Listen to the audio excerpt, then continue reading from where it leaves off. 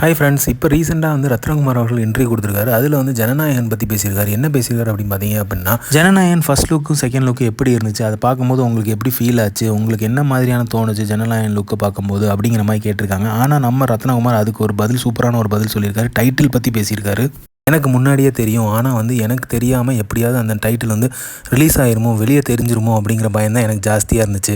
எப்படி தெரியும் அப்படி பார்த்தீங்க அப்படின்னா, ஜனநாயகன் யூனிட்டில் ஒர்க் பண்ணுற என்னோடய ஃப்ரெண்டு இருக்கார். ஸோ அதனால் அந்த டைட்டில் எனக்கு தெரியும்.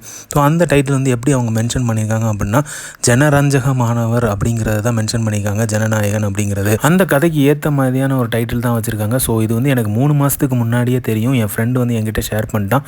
பட் ஆனால் அது வெளியே போயிருமோ அப்படிங்கிற பயம் தான் எனக்கு ஜாஸ்தியாக இருந்துச்சு.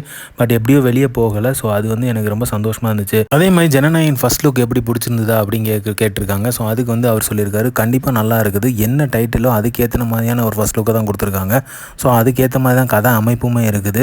ஸோ ஃபர்ஸ்ட் லுக் வந்து சூப்பராக இருந்துச்சு. செகண்ட் லுக்குமே வந்து அதுக்கு ரிலேட்டடாகவே நிறைய பக்காவாக பண்ணியிருந்தாங்க. ஸோ அந்த கதை டைட்டிலுக்கும் அவங்களோட கதை அமைப்புக்கும் வந்து ஏற்ற மாதிரியான ஃபர்ஸ்ட் அண்ட் செகண்ட் லுக் வந்து ரிலீஸ் பண்ணியிருந்தாங்க. அதே மாதிரி தளபதியோட பொலிட்டிக்கல் என்ட்ரிலும் கேம்பெயினும் வந்து எப்படி இருக்கும் அப்படின்னு பார்த்தீங்க அப்படின்னா, சிம்பிளாக வந்து எல்லாருக்குமே போய் ரீச் ஆகிற மாதிரி தான் இருக்கும். அந்த மாதிரி ஐடியா தான் தளபதி கண்டிப்பாக வச்சுருப்பாரு.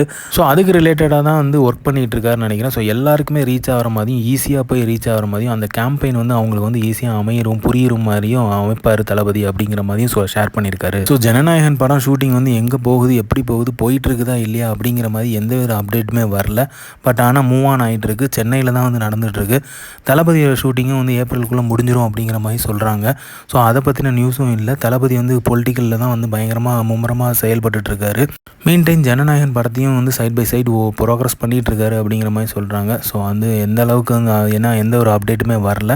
ஸோ பொறுத்திருந்து பார்ப்போம். ஸோ இந்த மாதிரி தளபதி அப்டேட் தெரிஞ்சுக்கிறதுக்கு லைக் பண்ணுங்கள், ஷேர் பண்ணுங்கள், ஃபிலிமா சேனலை சப்ஸ்கிரைப் பண்ணுங்கள். தேங்க்யூ.